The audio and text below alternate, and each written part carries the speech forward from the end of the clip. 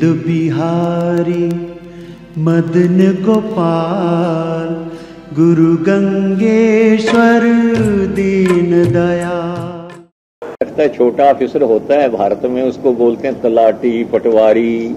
यूं समझ लें कि ग्राम की किसानों की जमीनों की सीमाएं परस्पर मिल न जाएं, उसको सुरक्षित रखने के लिए कितनी भूमि किसकी है, इसके लिए जो ग्राम के नक्शों को संभाल कर रखता है, ऐसा एक छोटा सा ऑफिसर होता है, बहुत कम पढ़ा लिखा होता है।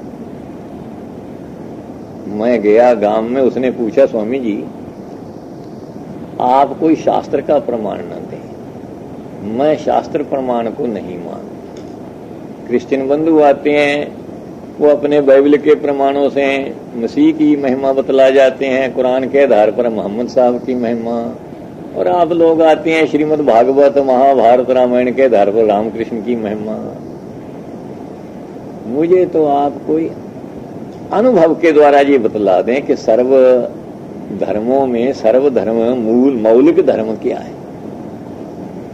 तो मैंने उन्हें बतलाया कि देखिए, आप अपने घर को ही ले लें, 5 का परिवार है, ये भी एक छोटी सी संस्था है। परिवार, माता है, आपकी पत्नी है, आप हैं, 2 बेटे हैं। जब तक कोई नियमावली या रूल्स ना बना लिए जाए तो आपके परिवार का भी शासन चल नहीं सकता। माता की ड्यूटी है कि वो भोजन परोसे, आपकी पत्नी की ड्यूटी भोजन तैयार करे, लड़कों की ड्यूटी है वो बाजार से वस्तुएं खरीद के ला दें, वो युवक हैं, और आपकी ड्यूटी आप उसके लिए धन इकट्ठा करें।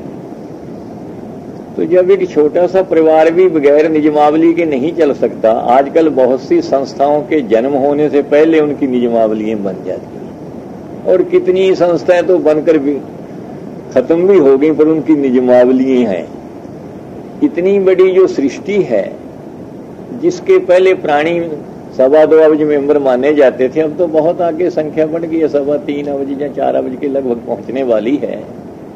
इतनी बड़ी सृष्टि रूपी सभा का जब आरंभ हुआ, भगवान ने जब इस सृष्टि की रचना की, तो आप ये बतलाओ, इस सृष्टि के संचालन करने के लिए कोई नियम भी तो बने होंगे। जैसे भारत सरकार का संविधान, इधर इंग्लैंड सरकार का संविधान, यूके का संविधान, यूएसए का संविधान। जब आप की छोटी छोटी सरकारों के भी संविधान हैं, जो मेरे प्रभु की बहुत बड़ी सरकार है, जिसको विश्व सरकार कहें, तो विश्व सरकार के चलाने के लिए भी तो परमात्मा ने कोई नियम बनाए होंगे। तो सृष्टि का जो प्रथम संविधान है, उसी का नाम वेद है। और सृष्टि के आरंभ में ईश्वर के बनाए हुए नियमों में कभी भूल नहीं हो सकती। और दूसरी तरह ये भी आप जरा ध्यान में रखें, कोई इंजीनियर जिस नक्शों के जो पुस्तक बने रहते हैं आर्किटेक्ट के लिए, जब तक उन पुस्तकों की स्टडी न करें तो कोई नया नक्शा बिल्डिंग का तैयार नहीं कर सकते।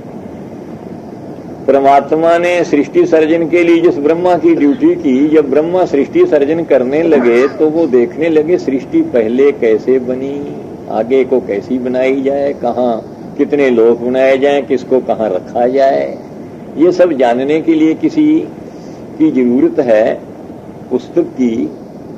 तो भगवान ने ब्रह्मा के उस रास्ते को साफ करने के लिए जो उन्हें पुस्तक दिया, उसी का नाम है वेद, जिसके आधार पर ब्रह्मा ने सृष्टि की रचना की और सृष्ट प्राणियों का संचालन जिस वेद के बतलाए हुए नियमों के आधार पर किया।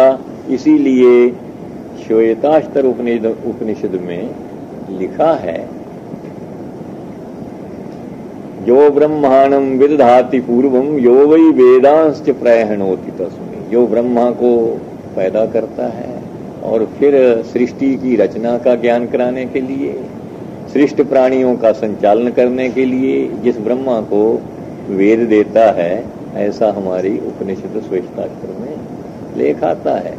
इसलिए मानना पड़ेगा कि जाति भेद, धर्म भेद और रंग भेद, वर्ण भेद, इनकी सबकी उपेक्षा करके जो समस्त विश्व का आदरणीय अति प्राचीन पुस्तक है वो वेद पुस्तक है।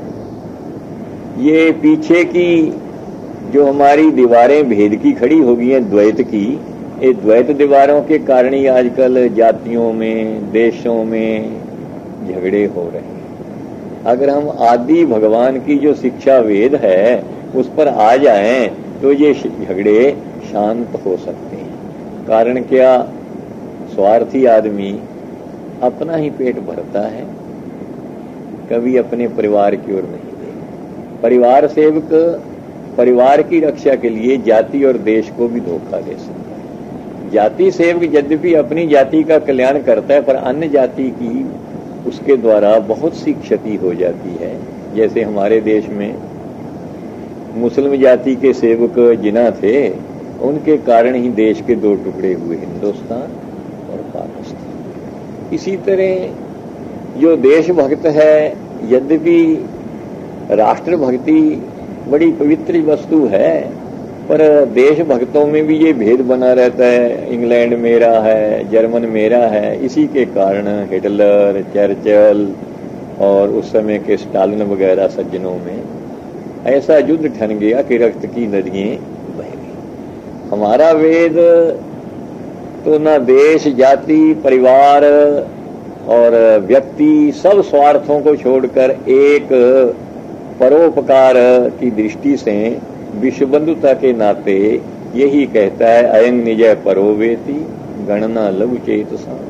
ये छोटा है बड़ा है ये तब तक रहता है जब हृदय की छोटापन रहता है। जब हृदय विशाल हो जाता है सारी वसुधा को ही मनुष्य अपना कुटुंब ही नहीं बल्कि अपना आत्मा अनुभव करने लगता है। सर्वं खल्विदं ब्रह्म, छांदोग्य उपनिषद अध्याय 3 खंड 18। और ईशावास्य उपनिषद शुक्ल यजुर्वेद अध्याय 40 जस्तु सर्वाणि भूतानि आत्मन्येवानुपश्यति।